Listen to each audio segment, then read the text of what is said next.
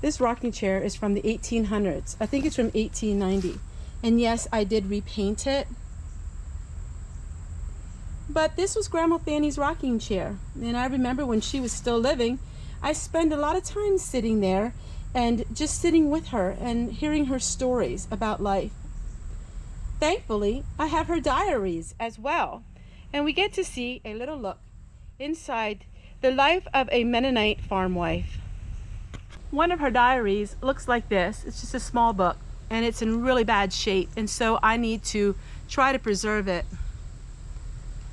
I think it captures her life, and January 1st, 1941 is when she started writing in this one. Now I do have some that are older than this, but January 1st, 1941, and it was a 5-year diary. So it went to 1946.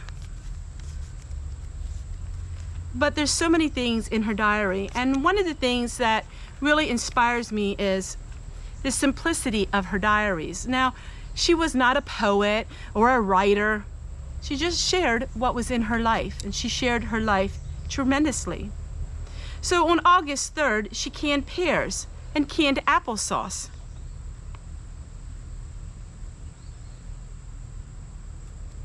On August the 4th, she was at the doctor's office.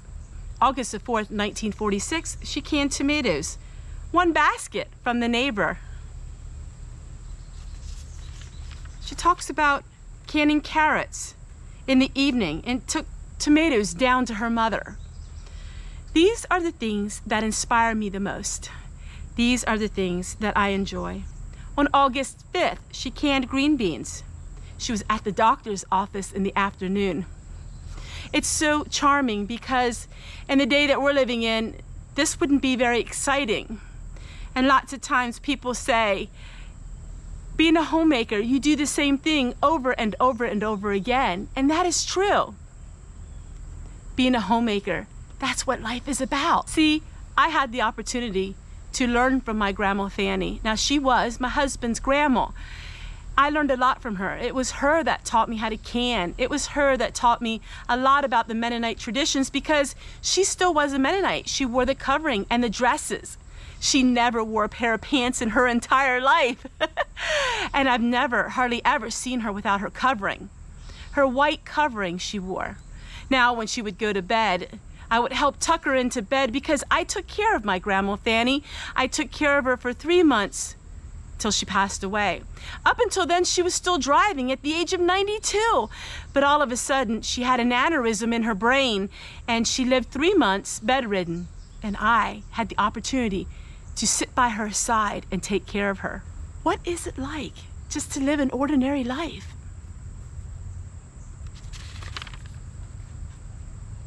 On Thursday, August 7th, she writes, I canned 10 quarts of mixed vegetables. Park Garber, which was her neighbor, had a daughter at 3:30 in the morning. Friday, I picked up baby limas and took children to Bible school, church at our church. And she went to the same church that I went to when we were first married. It was a little Mennonite church, and it's still a little Mennonite church. I canned a basket of tomatoes from John Longenecker's, and I had a tooth pulled.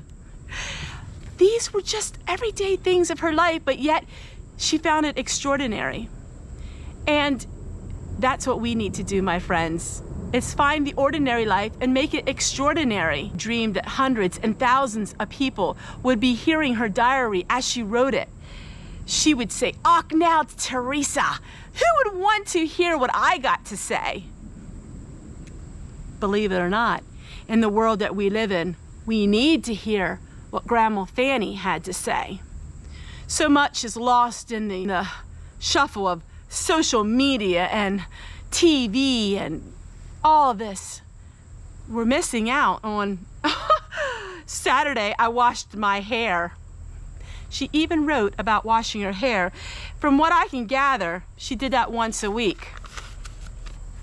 Maybe she wrote in her diary when she washed her hair so she would remember the next time. Or maybe she never even read her diary after she wrote it.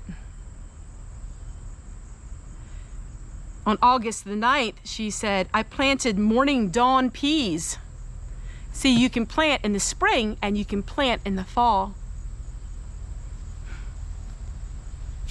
I planted string beans and spinach and lettuce and radishes.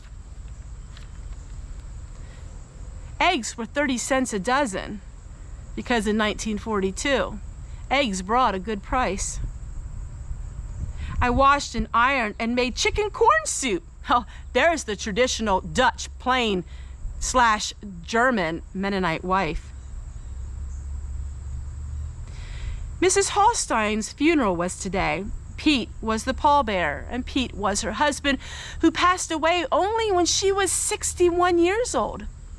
She lived to be about 93, and can you imagine all those years without her loved one? I helped Mrs. Unks cut off corn this evening.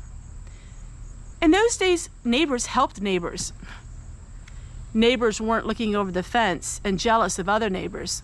Farm communities helped one another. If a person was ill or sick, all the other women came to the rescue. And when the farmer was ill or sick, the men came as well. On August the 12th, she made butter. You know, so much of her life sounds like me, a homesteader, before homesteading was a popular word.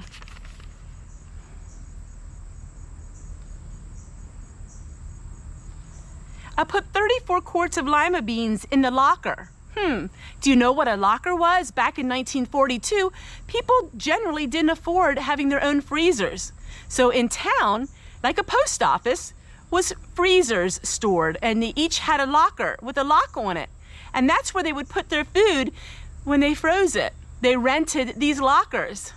Can you imagine that in today's society, going to the locker to get your frozen food? I think about 1950, then she had her own freezer, but in these days, she didn't. She did a lot of canning, went to church a lot. Church wasn't just on a Sunday. In fact, it was a Wednesday evening, a Sunday morning, and a Sunday evening. People would be complaining about so much church nowadays.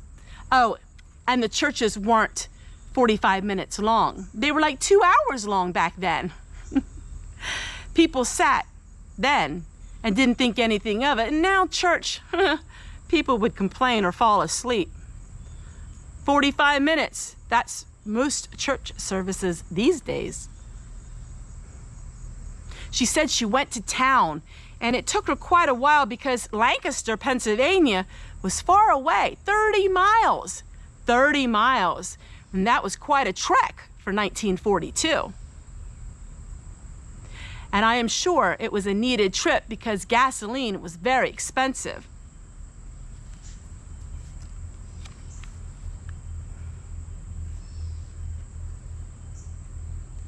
So much of her life. On Tuesday, September 28th, she writes, I house cleaned the cellar, and I know firsthand what that meant because I lived in the farm that she lived in. When we were first married, we lived in that farm, and when she cleaned the cellar, she cleaned the cellar. She would take a broom and hot scalding water and lye soap, and she would scrub that cellar. It was concrete part of it and dirt floor the other part. She would scrub that from top to bottom. She would scrub that. There was no Swiffers in those days. Oh my goodness, I remember her doing that. And to save her covering, she wore a bandana, somewhat like what I wear, but it was all one color. It was a gray. She would tie that around her neck. My mama did that too. My mama wore a bandana when she was outside working and didn't want to get her hair messed up. I will be reading more of Fannie's Diary because people have asked me. I've done it for the first 2 years and then I kind of stopped. But I'm going different these days. I'm going back to the ways of my traditions and the roots, and I'm bringing people's lives back.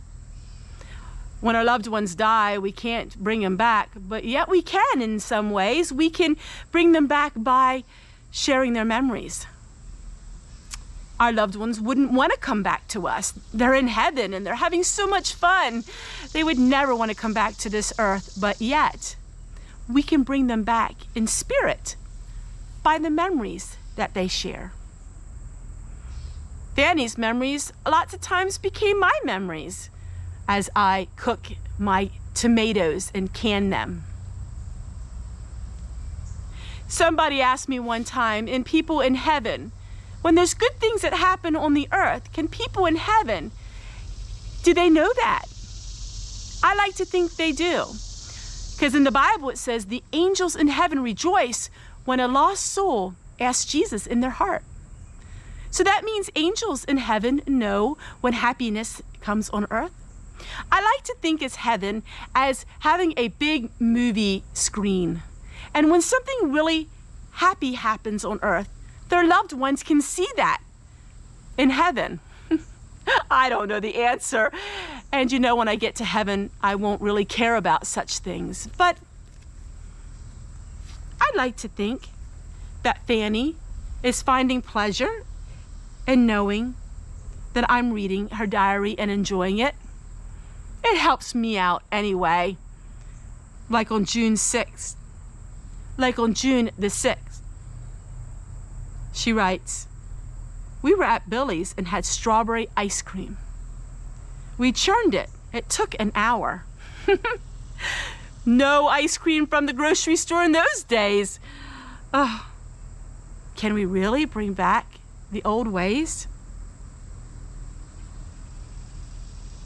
Made ice cream on Saturday, June 7th and boiled jar lids.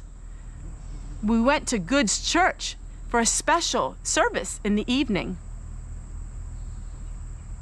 Even the fact where she writes, June 7th, 1943, it rained this evening.